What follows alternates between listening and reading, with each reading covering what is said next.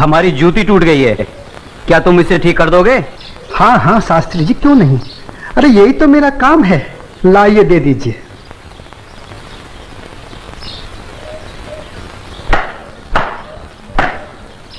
लीजिए शास्त्री जी, आपकी जूती ठीक हो गई। कितने पैसे हुए? जो मन करे दे दीजिए। ये लो। शास्त्री जी, बुरा ना मानो तो एक बात पूछूं?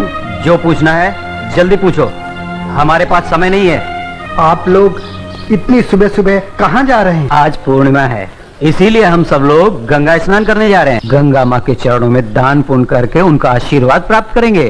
परंतु तुम ये सब क्यों पूछ रहे हो? आप लोगों को देखकर मेरे मन में ख्याल आया था कि आप लोग जरूर किसी शुभ कार्य के लिए जा रहे हैं। अगर आप लोग मेरा भी एक काम कर दें तो आपकी बड़ी मेहरबानी होगी। करने योग्य होगा तो अवश्य करेंगे। जल्दी बताओ क्या काम है? शास्त्री जी, आज बड़ा शुभ दिन है और आज के दिन मैं भी चाहता हूँ कि कुछ दान पुण्य करके गंगा माई का आशीर्वाद प्राप्त करूँ। शास्त्री जी, मेरी तरफ से ये दमड़ी गंगा माई को अर्पण कर दें तो आपकी बड़ी मेहरबानी होगी। ठीक है, दे देंगे। लाओ। ये क्या कर रहे हैं? ज्ञानी होकर अज्ञानी जैसा काम करते हैं। क्यों, क्या हुआ? राम राम, आंखें होते हुए भी अंधों जैसी बात कर रहे हैं। ये छोटी जाति से है। अगर इसकी छुई हुई दमड़ी आपने छू ली तो आप भी अपवित्र हो जाएंगे। गंगा जी में डुबकी लगाने के बाद भी पवित्र नहीं हो पाएंगे। राम राम राम राम। हाँ, तुम ठीक कह रहे हो। सुनो, तुम अपनी दमड़ी इस पत्थर पर रख दो। जैसी ही आपकी आज्ञा। ओम पवित्राय नमः। हाँ, अब ठीक है, अब आप इसे छू सकते हैं। ठीक है, चलो। शास्त्री जी, एक प्रार्थना और थी। अब क्या है? शास्त्री जी, अगर गंगा माई स्वयं हाथ बढ़ाकर मेरी ये भेंट स्वीकार करें तभी दीजिएगा, अन्यथा मत दीजिएगा। अगर स्वीकार करें तो बोल दीजिएगा ये तेरे भक्त रविदास ने भेजी है। ठीक है भाई, हम ऐसा ही कर देंगे। चलो चलो चलो, चलो।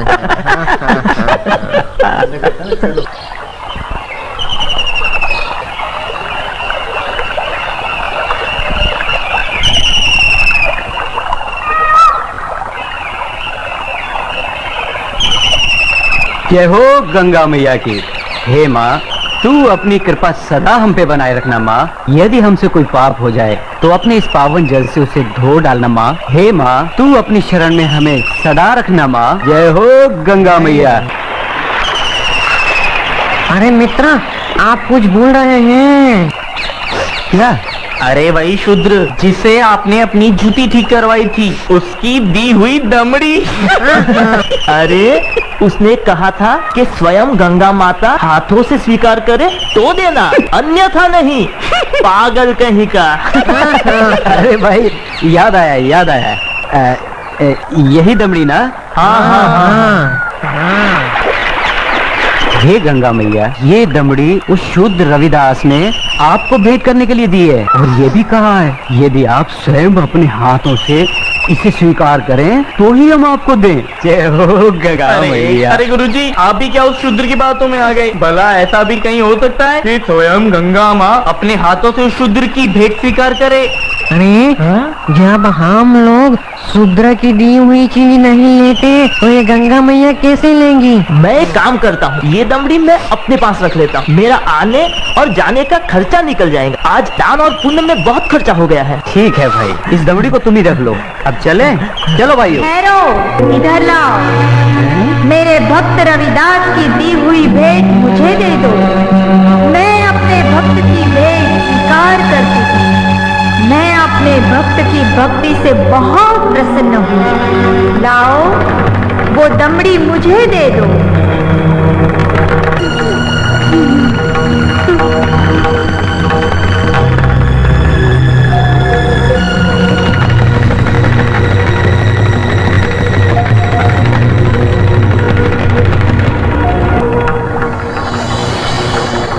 और सुनो, ये कंगन मेरी ओर से मेरे भक्त को दे देना और कहना मैंने उसकी भेंट स्वीकार कर ली।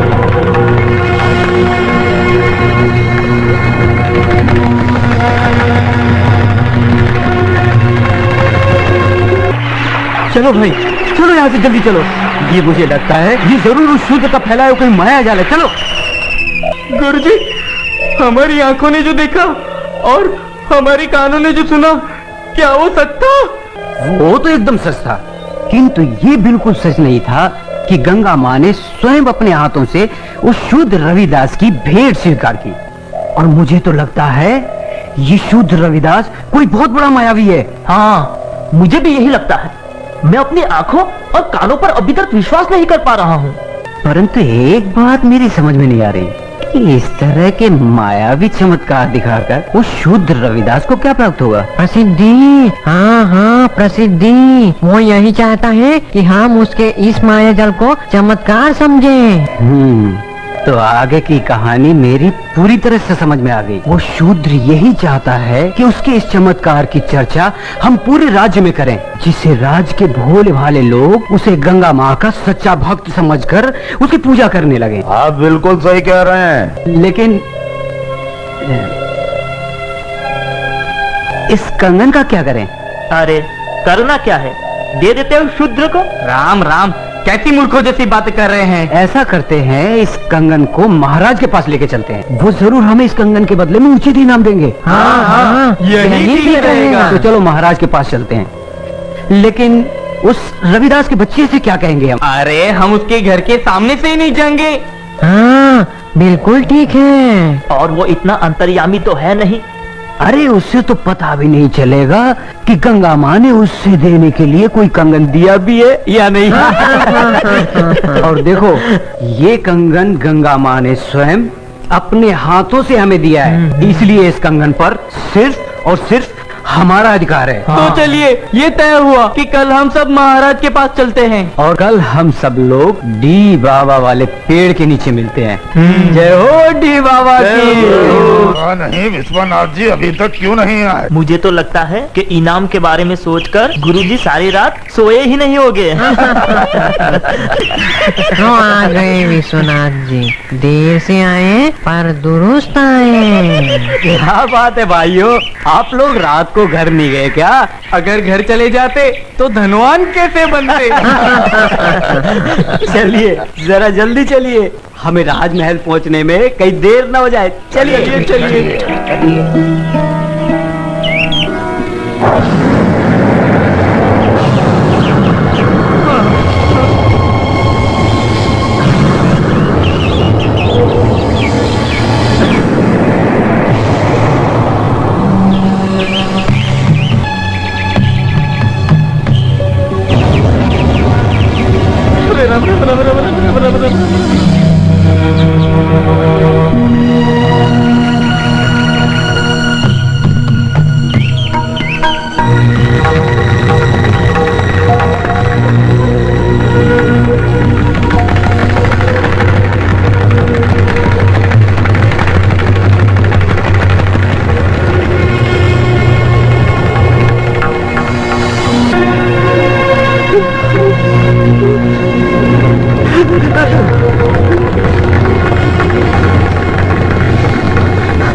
अब ये कौन सी माया है शूद्र रविदास की? गुरुजी, इस पर ध्यान मत दीजिए, पतली गली पकड़िए और निकल लीजिए। हाँ हाँ, चलो, शाही बाग तक तो आ गए। गुरुजी, आप ये बार बार पीछे मुड़कर क्या देख रहे हैं? कुछ नहीं, मैं तो देख रहा था अपने वो गुरु हरिशंकर जी कहाँ रह गए? लगता है वो डर गए और घर गए। डरपोक कहीं का। चलो महाराज से मिलते हैं। अरे भाई द्वारपाल, हम लोगों को महाराज से अभी मिलना है। अभी सूचना देता हूँ। रुको, पंडित जी के लिए सूचना की कोई आवश्यकता नहीं है, इन्हें महाराज से अभी मिला देते हैं। आइए, चलो भाइयों। चलो चलो।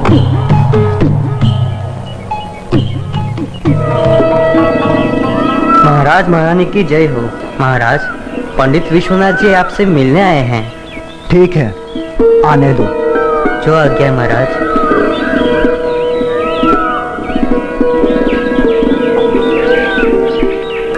महाराज की जय हो। महाराजा काशी नरेश और महारानी को मेरा प्रणाम स्वीकार हो। आप लोग हमसे इतनी सुबह सुबह क्यों मिलना चाहते हैं? महाराज मैं बताता हूँ, हमें हमारी वर्षों की भक्ति से जो फल प्राप्त हुआ है वो हम आपको भेंट करना चाहते हैं। वर्षों की भक्ति का फल? हमें तो कुछ समझ में नहीं आया। अगर भक्ति का फल आप लोगों को मिला है तो उसे आप हमें क्यों देना चाहते हैं? क्योंकि महाराज ये हमारे किसी काम का नहीं, ये तो सिर्फ महारानी जी के योग्य है। ये तो वास्तव में बहुत अद्भुत कंगन है, लेकिन ये तुम्हें कैसे प्राप्त हुआ? महाराज ये कंगन हमारी भक्ति से प्रसन्न होकर स्वयं गंगा माँ ने भेंट स्वरूप हमें दिया है। क्या कहा? स्वयं गंगा जी ने आप लोगों को यह कंगन दिया है? सच महाराज, यह तो बड़ा अद्भुत कंगन है। इसने तो हमारा मन मोह लिया है। लेकिन इस एक कंगन का हम क्या करेंगे? इनसे कहे इसके साथ का एक और कंगन लाकर दे। सुन लिया विश्वनाथ जी, अब आप लोग पूजा और भक्ति करके गंगा माँ से हमें इसमें का दूसरा कंगन भी लाकर दें। हम आपको मुंह मांगा इनाम देंगे।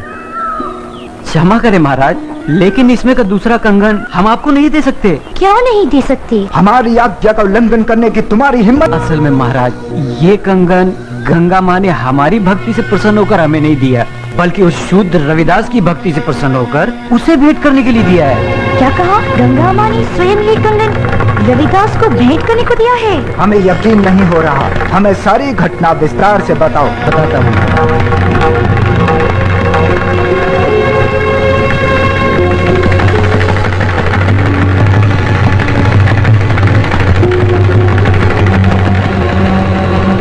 महाराज हमने सोचा कि वो शुद्ध रविदास इस सोने के कंगन का क्या करेगा, और बस इनाम पाने के चक्कर में इसे लेकर आपके पास चले आए।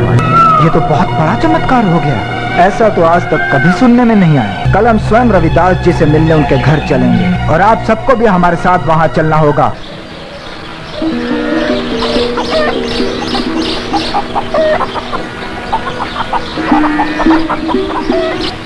रविदास जी, महाराजा काशी नरेश आपसे मिलने आ रहे हैं।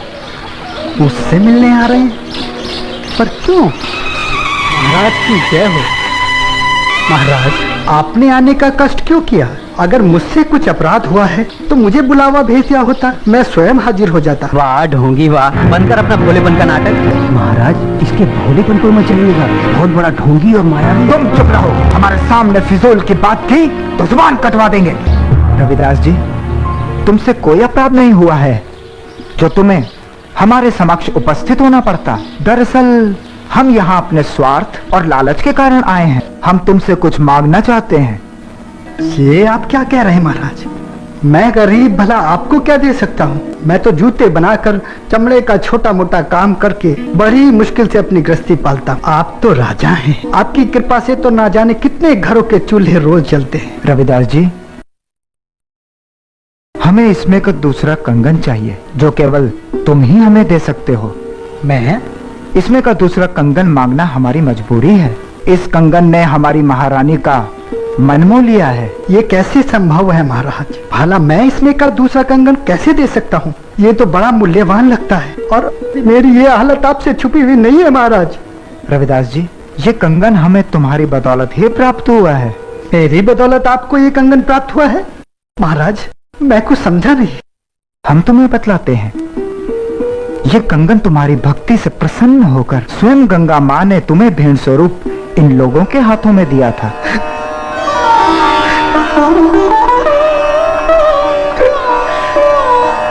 आप सच कह रहे हैं ना महाराज?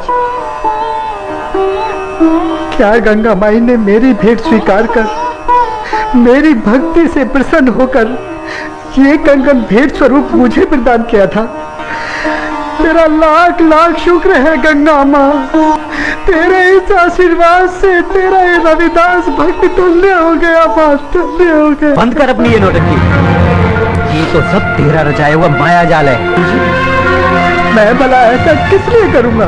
प्रसिद्धि पाने के लिए। ठहरा छोटी जाति का, तेरा समाज में कोई महत्व तो है नहीं। बस यही सोचकर तूने मायावी चमत्कार किए होंगे ताकि तेरा और तेरी जाति का समाज में कुछ सम्मान हो सके। परंतु तेरा ये सपना कभी पूरा नहीं होगा। अगर तू सचमुच में गंगा माँ का सच्चा भक्त है तो गंगा माँ से दूसरा कंगन इसमें मंगा ले और महाराज को दे दे। गुरुजी, मायावी चमत्कार एक आध बार होते हैं, बार बार नहीं। महाराज चलिए यहाँ से, यहाँ आपको कुछ हासिल नहीं होने वाला। मैं चमत्कार दिखाने और देखने के पक्ष में नहीं हूँ। मैं तो सिर्फ इतना जानता हूँ कि प्रभु की भक्ति सच्चे मन और पवित्र आत्मा से की जाती है। किसी की भक्ति को नीचा दिखाकर अपने को बड़ा साबित करना, ये प्रभु के भक्तों को शोभा नहीं देता। तू हमें उपदेश मत दे। तू सचमुच में ही इतना बड़ा भक्त है तो चल गंगा के तट पर और कर दे महाराज की इच्छा पूरी। शास्त्री जी, अगर आप मेरी भक्ति की परीक्षा ही लेना चाहते हैं तो उसके लिए गंगा माई के तट पर जाने की क्या आवश्यकता है? क्या मतलब? मतलब कुछ नहीं शास्त्री जी, मन चंगा तो कठौती में गंगा। शास्त्री जी, अगर मेरी भक्ति सच्ची है तो गंगा माई को मेरी इस कठौती में से प्रकट होकर मेरी भक्ति की लाज रखनी होगी। तो तुम्हारे कहने का मतलब है कि गंगा माँ स्वयं तुम्हारे इस गंदे पानी से प्रकट होंगी और तुम्हारी भक्ति की लाज रखेंगी। किसी ने सच ही कहा, नीच आदमी हमेशा नीचा ही सोचेगा। तुम अपनी बकवास बंद करो। रविदास जी, हमें तुम्हारी भक्ति पर बिल्कुल भी संदेह नहीं। यदि तुम हमें दूसरा कंगन नहीं दिला सकते तब भी हमें तुमसे कोई शिकायत नहीं है। नहीं महाराज, अब बात सिर्फ कंगन की नहीं, मुझ जैसे नीच जाति के भक्त की है। अगर मैं इस तरह हार गया तो मेरी जाति में जन्म लेना बेकार हो जाएगा और ये मेरी जाति के माथे पर कलंक होगा और मैं अपनी जाति के माथे पर कलंक बर्दाश्त नहीं कर सकता। मेरी जाति, मेरा समाज मेरे नाम को धिक्कारे, ऐसा मैं कभी नहीं होने दूंगा। महाराज, मैं आपकी इच्छा पूरी करने का प्रयत्न करता हूँ। आओ भाया, वो पहाड़ के नीचे।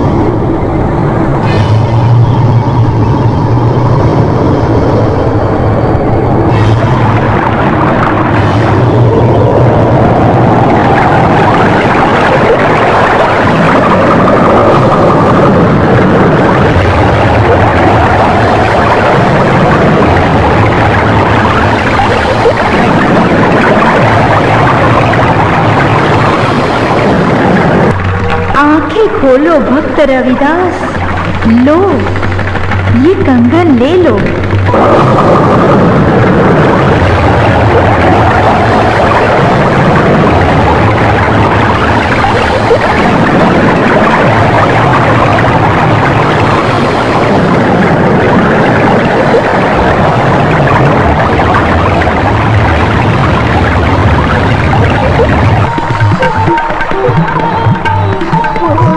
धन्यवाद गंगेबा,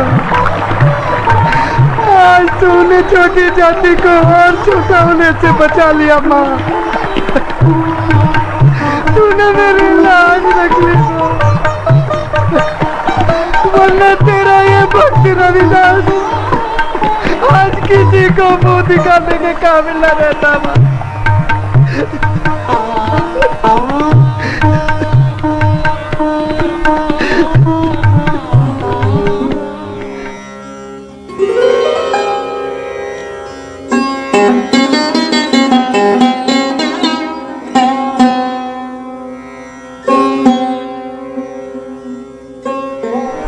क्षमा कीजिए रविदास जी, आज आपको हमारे कारण अपनी भक्ति का इम्तिहान देना पड़ा। हम आपको और आपकी भक्ति को प्रणाम करते हैं। यदि हम कभी भी आपके काम आ सके तो इसे हम अपना सौभाग्य समझें। बोलो संत रविदास की जय, गंगा मैया की जय। अच्छा रविदास जी, अब हमें आज्ञा दीजिए। जैसी आपकी इच्छा। अब चलो यहाँ से। अपना मुंह काला कराने के बाद भी नहीं चलोगे क्या?